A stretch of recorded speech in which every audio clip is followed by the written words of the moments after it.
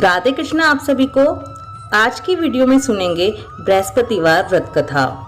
इस व्रत को करने से मन की संपूर्ण इच्छाएं पूर्ण होती हैं और महाराज बृहस्पति प्रसन्न होते हैं। धन, विद्या, पुत्र तथा मनवांछित फलों की प्राप्ति होती है।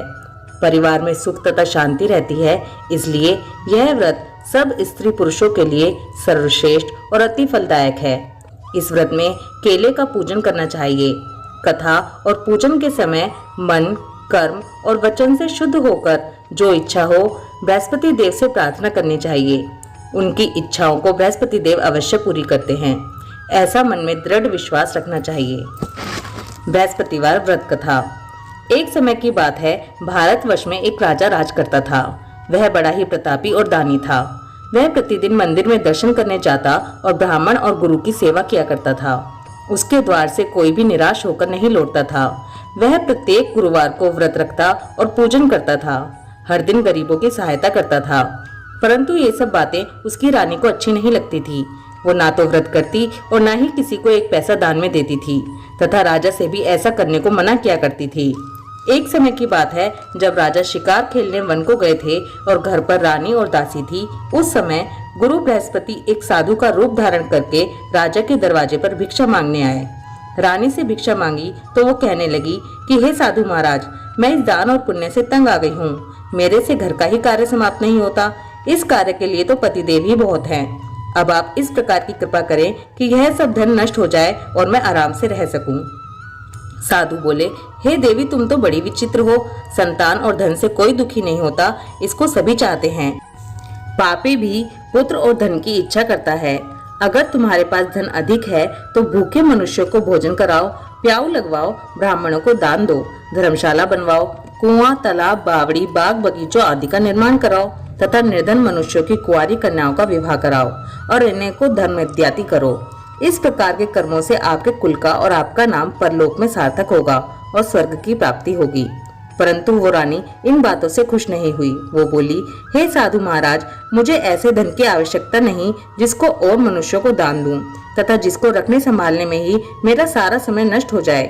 साधु महाराज ने कहा, हे देवी, तुम्हारी ऐसी इच्छा है तो ऐसा ही होगा। मैं तुम्हें जैसा बताता हूँ तुम वैसा ही करना। बृहस्पतिवार के दिन घर को गोबर से लीपना, अपने केशों को धोना, केशों को धोते समय स्नान करना, राजा से कहना कि वह हजामत बनवाए, भागजन में मांस मदिरा खाना, कपड़ा धोबी के यहाँ धुलने को डालना। इस प्रकार 7 बृहस्पतिवार करने से तुम्हारा सब धन नष्ट हो जाएगा। ये कहकर वह साधु महाराज वहां से अंतर्ध्यान हो गए।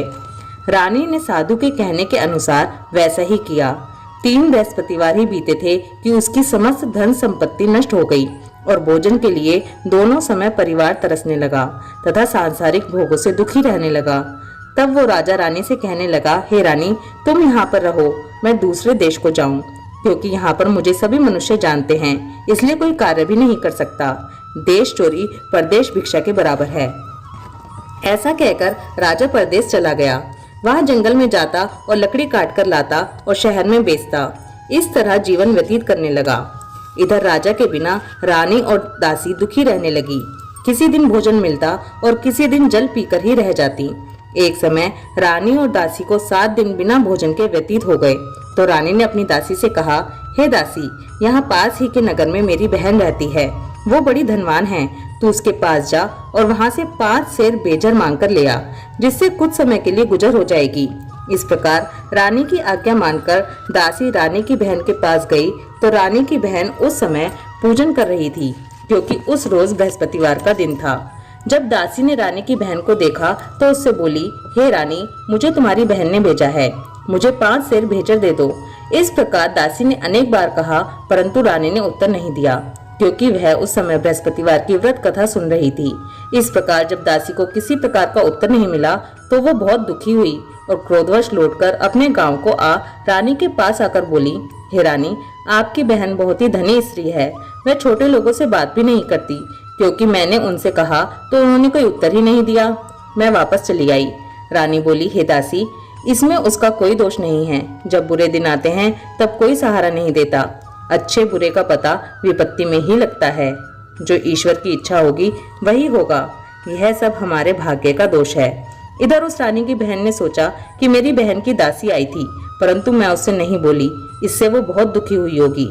यह सोच कथा को सुन और विष्णु भगवान का पूजन समाप्त कर वो रानी अपनी बहन के घर चल दी और आकर अपनी बहन से कहने लगी, हे बहन, मैं बृहस्पतिवार का व्रत कर रही थी जब तुम्हारी दासी आई, परंतु जब तक कथा होती है तब तक ना उठते हैं और ना बोलते हैं, इसलिए मैं नहीं बोली।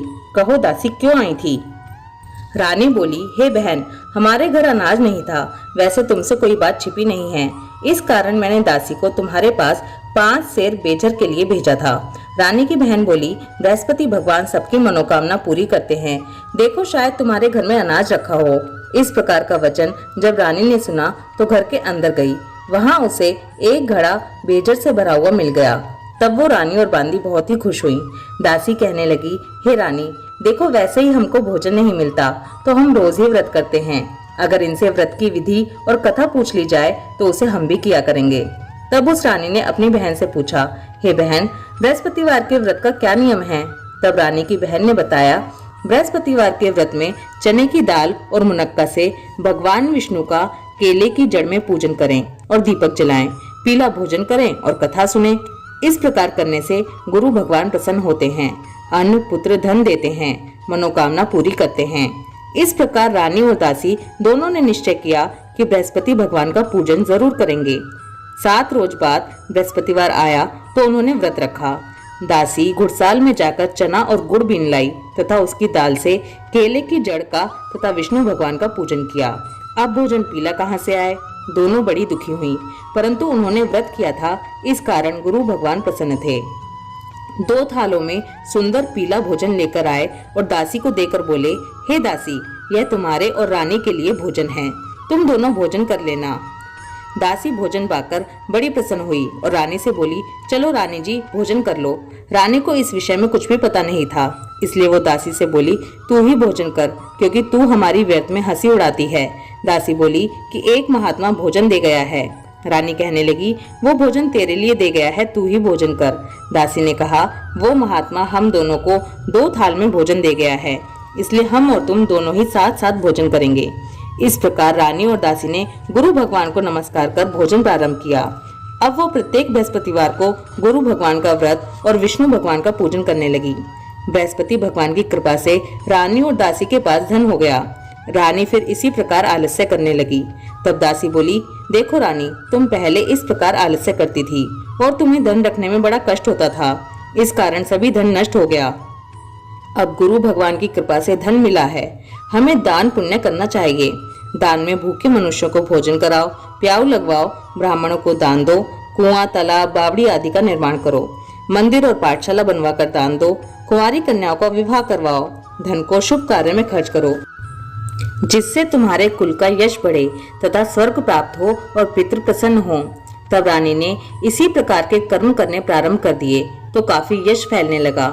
एक दिन रानी और दासी विचार करने लगी कि ना जाने हमारे राजा किस दशा में होंगे, उनकी कोई खोज खबर नहीं है। गुरु भगवान से उन्होंने प्रार्थना की तो एक दिन भगवान ने रात्रि में राजा से स्वप्न में कहा, हे राजन, उठ, तेरी रानी तुझको याद करती है, अपने देश को चला जा।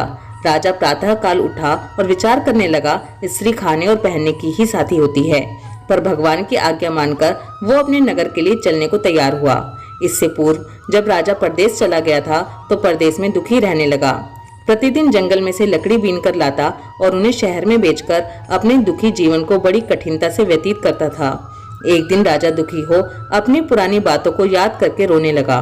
तब उस जंगल में बृहस्पति देव एक साधु का रूप धारण कर आए और राजा के पास आकर बोले, हे लकड़हारे, तुम इस सुनसान जंगल में किस चिंता में बैठे हो, मुझको बतलाओ। यह सुनकर राजा के नेत्रों में जल भर आया और साधु की वंदना कर बोला, हे प्रभु, आप सब कुछ जानने वाले हो। इतना कहकर साधु को अपनी कहानी सुना दी। महात्मा दयालु होते हैं। वे राजा से बोले, हे राजन, तुम्हारी स्त्री ने बृहस्पति देव का अपमान किया था, जिस कारण तुम्हारी यह दशा हुई। अब तुम किसी प्रकार की चिंता मत करो, भगवान तुम्हें पहले से अधिक धन देगा। देखो, तुम्हारी स्त्री ने बृहस्पतिवार का व्रत प्रारंभ कर दिया है और तुम मेरा कहना मानकर बृहस्पतिवार का व्रत करके चने की दाल और गुड़ को जल के लोटे में डालकर केले का पूजन करो, फिर कथा कहो और सुनो। भगवान तुम्हारी सारी मनोकामनाओं को पूरा करेंगे। साधु को प्रसन्न देखकर राजा बोला, हे प्रभु, मुझे लकड़ी बेचकर इतना पैसा नहीं मिलता जिससे भोजन करने के उपरांत कुछ बचा सकूं। मैंने रात्रि में अपनी रानी को व्याकुल देखा है। मेरे पास कुछ भी नहीं है जिससे उसकी खोज खबर मंगा सकूं, और फिर मैं बृहस्पति देव की कौन सी कथा कहूं यह भी मुझको मालूम नहीं है। साधु ने कहा, हे राजन, तुम किसी बात की चिंता मत करो। बृहस्पतिवार के दिन रोजाना की तरह लकड़ियां लेकर शहर को जाओ। तुमको रोज से दुगना धन प्राप्त होगा, जिससे तुम भली भांति भोजन कर लोगे तथा बृहस्पति देव की पूजा का सामान भी आ जाएगा। बृहस्पतिवार की कहानी इस प्रकार से है। प्राचीन काल में एक ब्राह्मण था। वो बहुत ही निर्धन था। उसके कोई भी संतान नहीं थी। वो नित्य पूजा पाठ करता, परंतु उसकी स्त्री बहुत मलिनता के साथ रहती थी। वो ना स्नान करती, ना किसी देवता की पूजा करती। प्रातः काल उठते ही भोजन करती, बाद में कोई अन्य कार्य करती थी। इससे ब्राह्मण देवता बड़े दुखी थे। बेचारे बहुत कुछ कहते थे, किंतु उसका कोई परिणाम ना निकलता। भगवान की कृपा से ब्राह्मण की स्त्री की कन्या रूपी रत्न पैदा हुई, और वो कन्या अपने पिता के घर में बड़ी होने लगी। वह बालिका प्रातः स्नान करके विष्णु भगवान का जाप करने लगी, बृहस्पतिवार का व्रत करने लगी।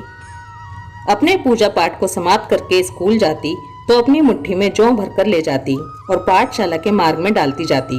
वही जो स्वर्ण के हो जाते तो लौटते समय उनको बीनकर घर ले आती थी। एक दिन वो बालिका सूप में सोने के जौ को फटक कर साफ कर रही थी तो उसकी माँ ने देख लिया और कहा, हे बेटी, सोने के जौ को फटकने के लिए सोने का सूप होना चाहिए। दूसरे दिन बृहस्पतिवार था। इस कन्या ने व्रत रखा और बृहस्पति देव से प्रार्थना करके कहा, हे प्रभु, यदि मैंने आपकी पूजा सच्चे मन से की हो तो मेरे लिए सोने का सूप दे दो। बृहस्पति देव ने उसकी प्रार्थना स्वीकार कर ली।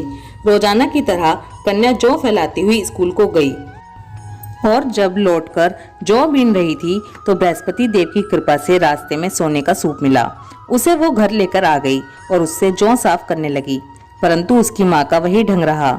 एक दिन की बात है कि वो कन्या सोने के सूप से जौ साफ कर रही थी। उस समय उस शहर का राजपुत्र वहां से होकर गुजरा। इस कन्या के रूप और कार्य को देखकर मोहित हो गया और अपने घर जाकर भोजन और जल का त्याग करके उदास होकर लेट गया। राजा को इस बात का पता लगा तो अपने मंत्रियों के साथ अपने पुत्र के पास गए और बोले, हे पुत्र, तुम्हें किस बात का कष्ट है? किसी ने तुम्हारा अपमान किया है या कोई और कारण है सो कहो, मैं वही कार्य करूंगा जिससे तुम्हें प्रसन्नता हो। राजकुमार ने अपने पिता की बातें सुनी तो वो अपने पिता से बोला, हे पिताजी, आपकी कृपा से मुझे किसी बात का दुख नहीं है, ना ही किसी ने मेरा अपमान किया है, परंतु मैं उस लड़की के साथ विवाह करना चाहता हूँ जो सोने के सूप में जौ साफ कर रही थी। ये सुनकर राजा आश्चर्य में पड़ गया और बोला, हे पुत्र, इस तरह की कन्या का पता तुम ही लगाओ, मैं उसके साथ तुम्हारा विवाह अवश्य करवा दूंगा। राजकुमार ने अपने पिता के वचन सुनने के पश्चात उस लड़की के घर का पता बतलाया। राजकुमार के बताए पते के अनुसार मंत्री उस लड़की के घर गए और ब्राह्मण कन्या का विवाह राजकुमार के साथ संपन्न हो गया। कन्या के घर से जाते ही पहले की भांति उस ब्राह्मण देवता के घर में गरीबी का निवास हो गया। अब भोजन के लिए भी अन्न बड़ी मुश्किल से मिलता था। एक दिन दुखी होकर ब्राह्मण देवता अपनी पुत्री के पास गए। बेटी ने पिता को दुखी देखकर अपनी माँ का समाचार पूछा। तब ब्राह्मण ने सभी हाल कह सुनाया। कन्या ने बहुत सा धन देकर अपने पिता को विदा किया। इस तरह ब्राह्मण का कुछ समय सुखपूर्वक व्यतीत हुआ। कुछ दिन बाद फिर वही हाल हो गया। ब्राह्मण फिर अपनी कन्या के यहाँ गया और सभी हाल कहा तो लड़की बोली, हे पिताजी, आप माताजी को यहाँ ले आइए, मैं उन्हें विधि बता दूंगी जिससे आपकी गरीबी दूर हो जाए। वह ब्राह्मण देवता अपनी स्त्री को साथ लेकर बेटी के घर पहुंचा तो पुत्री अपनी माँ को समझाने लगी, माँ, तुम प्रातः काल उठकर प्रथम स्नान आदि करके विष्णु भगवान का पूजन करो तो सब दरिद्रता दूर हो जाएगी। परंतु उसकी माँ ने उसकी एक भी बात नहीं मानी और प्रातः काल उठकर अपनी पुत्री और बच्चों का जूठन खा लेती थी। एक दिन उसकी पुत्री को बहुत क्रोध आ गया और एक रात में कोठरी से सभी सामान निकाल दिया और अपनी माँ को उसमें बंद कर दिया। प्रातः काल उसमें से माँ को निकाला और स्नान आदि करा के पूजा पाठ करवाया तो उसकी माँ की बुद्धि ठीक हो गई। फिर प्रत्येक बृहस्पतिवार को व्रत रखने लगी। इस व्रत के प्रभाव से उसकी माँ भी बहुत ही धनवान और पुत्रवती हो गई। बृहस्पति देव जी की कृपा से स्वर्ग को प्राप्त हुई और वो ब्राह्मण भी सुख पूर्वक इस लोक से सुख भोग कर स्वर्ग को प्राप्त हुए। इस तरह कहानी कहकर साधु देवता वहां से लोप हो गए। धीरे धीरे समय व्यतीत होने पर फिर बृहस्पतिवार का दिन आया तो राजा जंगल से लकड़ी काटकर किसी शहर में बेचने गया। उसे उस दिन और उस दिन की अपेक्षा अधिक धन मिला। राजा ने चना गुड़ आदि लाकर बृहस्पतिवार का व्रत किया। उस दिन से उसके सभी क्लेश दूर हुए। परंतु जब दोबारा बृहस्पतिवार आया तो वह व्रत करना ही भूल गया। इस कारण बृहस्पतिवार भगवान नाराज हो गए। उस दिन उस नगर के राजा ने विशाल यज्ञ का आयोजन किया तथा शहर में यह घोषणा करवा दी कि कोई भी मनुष्य अपने घर पर भोजन ना बनाए और आग भी ना जलाए। समस्त लोग मेरे यहाँ भोजन करने आए। इस आज्ञा को जो नहीं मानेगा उसको फांसी की सजा दी जाएगी। इस तरह की घोषणा संपूर्ण नगर में करवा दी गई। राजा की आज्ञा अनुसार शहर के सभी लोग भोजन करने गए, लेकिन लकड़हारा कुछ देर से पहुंचा, इसलिए राजा उसको अपने साथ घर लिवा ले गए और ले जाकर भोजन करा रहे थे तो रानी की दृष्टि उस खूंटी पर पड़ी जिस पर उसने अपना हार लटका रखा था। वो वहां पर दिखाई नहीं दिया तो रानी ने हार की चोरी के अपराध में लकड़हारे को सिपाही बुलवाकर उसको जेल खाने में डलवा दिया। तब राजा ने जेल खाने में गया तो बहुत ही दुखी हुआ और विचार करने लगा कि ना जाने कौन से पूर्व जन्म के कर्म हैं जिसके कारण मुझे ऐसा दुख प्राप्त हो रहा है। फिर राजा उसी साधु को याद करने लगा जो उसे जंगल में मिला था। उसी समय तत्काल बृहस्पति देव साधु के रूप में प्रकट हो गए और उसकी दशा को देखकर कहने लगे, अरे मूर्ख, तूने बृहस्पति देवता की कथा नहीं की, इस कारण तुझे दुख प्राप्त हुआ है। अब चिंता मत कर, बृहस्पतिवार के दिन जेल खाने के दरवाजे पर 4 पैसे पड़े मिलेंगे, उनसे तू बृहस्पति देव की पूजा करना, तेरे सभी कष्ट दूर हो जाएंगे। बृहस्पतिवार के दिन उसे 4 पैसे मिले। राजा ने उसी पैसे की सहायता से अपना व्रत और पूजन किया। उसी रात्रि को जब राजा सो रहा था तो बृहस्पति देव ने राजा को सपने में कहा, हे राजन, तुमने जिस आदमी को जेल खाने में हार की चोरी के अपराध में बंद कर रखा है वो निर्दोष है, वो राजा है, उसे छोड़ देना। रानी का हार उसी खूंटी पर लटका हुआ है। अगर तू ऐसा नहीं करेगा तो मैं तेरे राज्य को नष्ट कर दूंगा। राजा प्रातःकाल उठा तो रानी का हार खूंटी पर टंगा देखकर लकड़हारे को बुलाकर क्षमा मांगी और राजा को योग्य सुंदर वस्त्र आभूषण देकर विदा किया। गुरुदेव की आज्ञा के अनुसार राजा अपने नगर को चल दिया। राजा जब नगर के निकट पहुंचा तो उसे बड़ा ही आश्चर्य हुआ। नगर में पहले से अधिक बाग, तालाब, कुएं, मंदिर और बहुत सी धर्मशाला आदि बने हुए थे। राजा ने पूछा कि ये किसका बाग और धर्मशाला है। तब नगर के सब लोग कहने लगे कि ये सब रानी और दासी के हैं। तो राजा को आश्चर्य हुआ और बहुत गुस्सा भी आया। जब रानी ने खबर सुनी कि राजा आ रहे हैं तो उसने दासी से कहा, हे दासी, देख राजा हमको कितनी बुरी हालत में छोड़ गए थे, वो हमारी ऐसी हालत देखकर लौट न जाएं, इसलिए तू दरवाजे पर खड़ी हो जा। रानी की आज्ञा अनुसार दासी दरवाजे पर खड़ी हो गई। जब राजा आए तो उन्हें अपने साथ लिवा लाई। तब राजा ने क्रोध करके अपनी तलवार निकाली और पूछने लगा, ये बताओ कि यह धन तुम्हें कैसे प्राप्त हुआ है। तब रानी ने कहा कि यह सब धन बृहस्पतिवार के व्रत के प्रभाव से प्राप्त हुआ है। राजा ने निश्चय किया कि 7 रोज बाद में सभी बृहस्पति देव का पूजन करते हैं, परंतु मैं रोजाना दिन में 3 बार कहानी कहा करूंगा और रोज व्रत किया करूंगा। अब हर समय राजा के दुपट्टे में चने की दाल बंधी रहती तथा दिन में 3 बार कहानी कहता। एक रोज राजा ने विचार किया कि चलो अपनी बहन के यहाँ हो आएं। इस तरह निश्चय कर राजा घोड़े पर सवार हो अपनी बहन के यहाँ चलने लगा। मार्ग में उसने देखा कि कुछ आदमी एक मुर्दे को लिए जा रहे हैं। उन्हें रोककर राजा कहने लगा, अरे भाई, मेरी बृहस्पतिवार की कथा सुन लो। वे बोले, लो हमारा तो आदमी मर गया है और इसको अपनी कथा की पड़ी है। परंतु कुछ आदमी बोले कि अच्छा कहो, हम तुम्हारी कथा भी सुनेंगे। राजा ने दाल निकाली और जब कथा आधी हुई कि मुर्दा हिलने लगा और जब कथा समाप्त हुई तो राम राम करके वो मनुष्य उठ खड़ा हो गया। आगे मार्ग में उसे एक किसान खेत में हल चलाता हुआ मिला। राजा ने उसे देखा और उससे बोला, अरे भैया, तुम मेरी बृहस्पतिवार की कथा सुन लो। किसान बोला, जब तक मैं तुम्हारी कथा सुनूंगा तब तक 4 हरैया जोत लूंगा, जा अपनी कथा किसी और को सुनाना। इस तरह राजा आगे चलने लगा। राजा के हटते ही बैल पछाड़ खाकर गिर गए और किसान के पेट में बहुत जोर से दर्द होने लगा।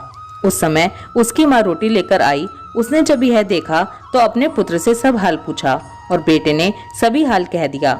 तो बुढ़िया दौड़ी दौड़ी राजा के पास गई और उससे बोली, मैं तेरी कथा सुनूंगी, तू अपनी कथा मेरे खेत पर चलकर ही कहना। राजा ने बुढ़िया के खेत पर जाकर कथा कही, जिसके सुनते ही वह बैल खड़े हो गए और किसान के पेट का दर्द भी बंद हो गया। राजा अपनी बहन के घर पहुंच गया। बहन ने भाई की खूब मेहमानी की। दूसरे रोज प्रातःकाल राजा जगा तो वो देखने लगा कि सब लोग भोजन कर रहे हैं। राजा ने अपनी बहन से कहा कि क्या कोई ऐसा मनुष्य है जिसने भोजन नहीं किया हो और मेरी बृहस्पतिवार की कथा सुन ले। बहन बोली, हे भैया, ये देश ऐसा ही है, पहले यहाँ लोग भोजन करते हैं और बाद में अन्य काम करते हैं। फिर भी कोई पड़ोस में हो तो मैं देख आती हूँ। ऐसा कहकर चली गई, परंतु उसे कोई भी ऐसा व्यक्ति नहीं मिला जिसने भोजन ना किया हो। अतः वो एक कुम्हार के घर गई जिसका लड़का बीमार था। उसे मालूम हुआ कि उनके यहाँ 3 रोज से किसी ने भोजन नहीं किया है। रानी ने अपने भाई की कथा सुनने के लिए कुम्हार से कहा तो वो तैयार हो गया। राजा ने जाकर बृहस्पतिवार की कथा कही, जिसको सुनकर उसका लड़का ठीक हो गया। अब तो राजा की प्रशंसा होने लगी। एक दिन राजा ने अपनी बहन से कहा, हे बहन, हम अपने घर को जाएंगे, तुम भी तैयार हो जाओ। राजा की बहन ने अपनी सास से कहा तो सास बोली कि चली जा, परंतु अपने लड़कों को मत ले जाना, क्योंकि तेरे भाई की कोई औलाद नहीं है। बहन ने अपने भाई से कहा, हे भैया, मैं तो चलूंगी मगर कोई बालक नहीं जाएगा। राजा बोला, जब कोई बालक ही नहीं जाएगा तो तुम ही क्या करोगी। बड़े दुखी मन से राजा अपने नगर को लौट आया। राजा ने अपनी रानी से कहा, हम निर्वंशी राजा हैं, हमारा मुंह देखने का धर्म नहीं है और कुछ भोजन आदि नहीं किया। रानी बोली, हे नाथ, जब बृहस्पति देव ने हमें सब कुछ दे दिया है तो औलाद भी अवश्य देंगे। उसी रात बृहस्पति देव ने राजा को स्वप्न में कहा, हे राजन, उठकर सभी सोच को त्याग दे, तेरी रानी गर्भ से है। राजा को ये बात सुनकर बड़ी खुशी हुई। 9वें महीने में रानी के गर्भ से एक सुंदर पुत्र प्राप्त हुआ। तब राजा बोला, हे रानी, स्त्री बिना भोजन के रह सकती है, बिना कहे नहीं रह सकती। जब मेरी बहन आए तो तुम मुझसे कुछ कहना मत। रानी ने सुनकर हाँ कर दिया। जब राजा की बहन ने शुभ समाचार सुना तो वो बहुत खुश हुई और बधाई लेकर अपने भाई के घर आई। तब रानी ने कहा, घोड़ा चढ़कर तो नहीं आई, गधा चढ़ी आई। राजा की बहन बोली, भाभी, मैं इस प्रकार ना कहती तो तुम्हें औलाद कैसे मिलती। बृहस्पति देव ऐसे ही हैं, जैसा जिसके मन में कामनाएं हैं सभी को पूर्ण करते हैं। जो सद्भावना पूर्वक बृहस्पतिवार का व्रत करता है और कथा पढ़ता है और सुनता है और दूसरों को सुनाता है, बृहस्पति देव उसकी सभी मनोकामनाएं पूर्ण करते हैं। जैसी सच्ची भावना से रानी और राजन ने बृहस्पति देव की कथा का गुणगान किया तो उनकी सभी इच्छाएं बृहस्पति देव जी ने पूरी की। इसलिए सबको कथा सुनने के बाद प्रसाद लेकर जाना चाहिए। हृदय से उनका मनन करते हुए जयकारा बोलना चाहिए। बोलो बृहस्पति देव भगवान की जय, विष्णु भगवान की जय। कथा सुनने के बाद बृहस्पति देव की आरती जरूर करें। जय बृहस्पति देवा, ओम जय बृहस्पति देवा।